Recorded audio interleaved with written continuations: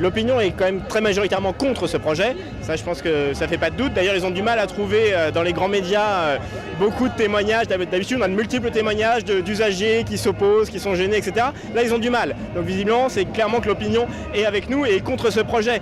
Donc on a de quoi, on a un potentiel pour gagner. Maintenant il va falloir qu'on arrive à reprendre, à continuer cette mobilisation qui a été bien partie. Il y a eu un petit coup d'assommoir quand ils ont mis le 49.3, mais en même temps ça a réénervé les gens. Donc du coup ça a un tout petit coup d'assommoir sur le moment, mais en même temps ça a fait repartir juste après. Donc il faut qu'on soit sur cette dynamique, qu'on continue à faire grandir le mouvement et je pense qu'on peut gagner. On a une fréquence et un comportement très combatif de notre confédération, tout simplement parce qu'on est face à une offensive idéologique, je crois, comme il y en a rarement eu, puisque la hiérarchie des normes, ça date de 1936. Là, on est en train de revenir sur quelque chose pour les 80 ans d'ailleurs, hein, c'est le 80e anniversaire. Et là, je crois qu'on a conscience qu'il y a une étape qui est franchie et qui est absolument inacceptable pour le mouvement syndical et on se mobilise. Mais on a encore du mal dans certains secteurs et notamment de la fonction publique. Mais c'est loin d'être fini et en tout cas nos militants travaillent à corriger ça parce qu'on a la conviction que l'étape d'après, c'est le statut général de la fonction publique. La généralisation du mouvement est envisageable. Maintenant, évidemment, c'est aux salariés dans les entreprises de se décider. Là où les personnes sont les plus touchées, c'est évidemment le fer de lance. On voit avec les transports, les routiers en particulier, ou les dockers. Mais pourtant, la loi El Khomri va avoir des conséquences sur tout le monde. Il est clair que si les salaires baissent dans le privé, il n'y a aucune raison qu'ils augmentent demain dans le public. Donc ça nous touche aussi. Moi, je suis fonctionnaire. Il faut pas que cette loi elle passe. Ça va me toucher également.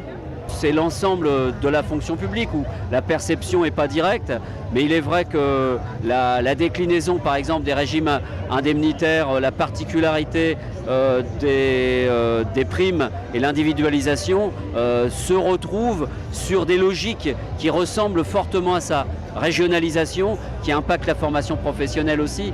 Donc à partir du moment où on retire de la norme au niveau le plus élevé, je pense que tout le monde est concerné.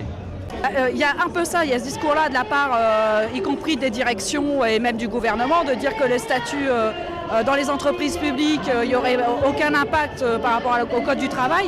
Sauf que nous, aujourd'hui, ils sont en train d'ouvrir des discussions autour du statut, du personnel.